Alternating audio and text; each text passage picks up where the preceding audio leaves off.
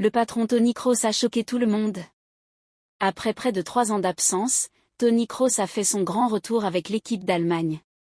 Titulaire face à la France en amical, le milieu a régalé. Il est de retour.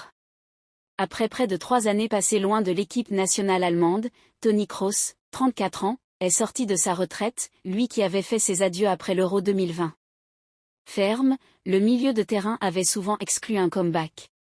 Mais il a évolué dans sa réflexion et a finalement accepté de revenir durant ce mois de mars 2024. Un choix confirmé par Julian Nagelsmann qui l'a appelé pour affronter la France. Il est très important pour nous, mais il n'est pas le seul combattant dans l'équipe. Il sait de quoi il est capable.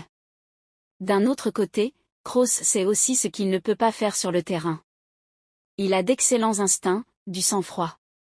Il peut être un maillon brillant entre la défense et l'attaque. Je suis extrêmement heureux d'avoir réussi à le convaincre de revenir après de nombreuses discussions, je lui en suis reconnaissant. Pour certains, le voir revenir à quelques mois de l'Euro en Allemagne est le signe que la sélection se cherche encore. Pour d'autres, c'est un atout de taille pour espérer soulever le trophée à la maison. Kroos, 107 capes et 17 buts, lui, a expliqué ce qui a motivé sa décision. Lorsque le sélectionneur m'a contacté pour savoir si je voulais participer à ce tournoi, la chose la plus importante que je me suis demandé, c'est si je pouvais aider l'équipe. Je me suis posé cette question et je pense pouvoir y répondre par l'affirmative. Ce qui m'intéresse, c'est de savoir si je peux aider l'Allemagne à jouer un meilleur tournoi dans son propre pays que ce que l'on croit.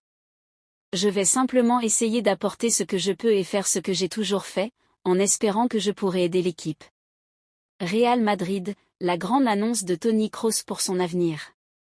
Une présence importante. Titulaire face aux Bleus samedi soir au Groupama Stadium, le numéro 8 a d'emblée donné un bon ballon à Wirtz, buteur, et a apporté de l'agressivité. Recherché par ses coéquipiers, il a touché pas mal de ballons. Il est aussi allé au combat, à l'image de son duel face à Lucas Hernandez qu'il a envoyé à terre, 10e. Fauché par Warren Zaïre-Emery, il a obtenu un coup franc à la 14e, qu'il a frappé sans trouver ses partenaires. Par la suite, il a joué dans un fauteuil, marchant même par moments, tout en essayant d'amener de la sérénité et de l'agressivité quand les tricolores se sont procurés des occasions. On l'a vu aussi donner de la voix et replacer ses coéquipiers sur certaines actions. Le roi Sané va rejoindre la sélection allemande. Grand absent de la liste de Julian Nagelsmann à l'occasion de la trêve internationale de mars, l'ailier du Bayern Munich est resté à quai.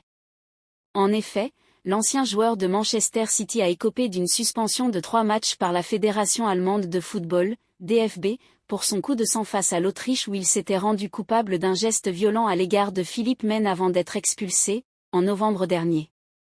Bien qu'écarté, le roi Sané va toutefois rejoindre la sélection allemande à Francfort pour assister à l'opposition amicale face aux Pays-Bas à en croire les informations rapportées par Bild. Visiblement inquiet pour sa place à l'Euro 2024 avec la Mannschaft, le joueur de 28 ans, qui s'entraînait jusqu'ici quotidiennement en Bavière en attendant la reprise du championnat, vise à montrer sa proximité avec le reste du groupe et son sélectionneur Julian Nagelsmann avec lequel il échange régulièrement, selon le quotidien sportif allemand.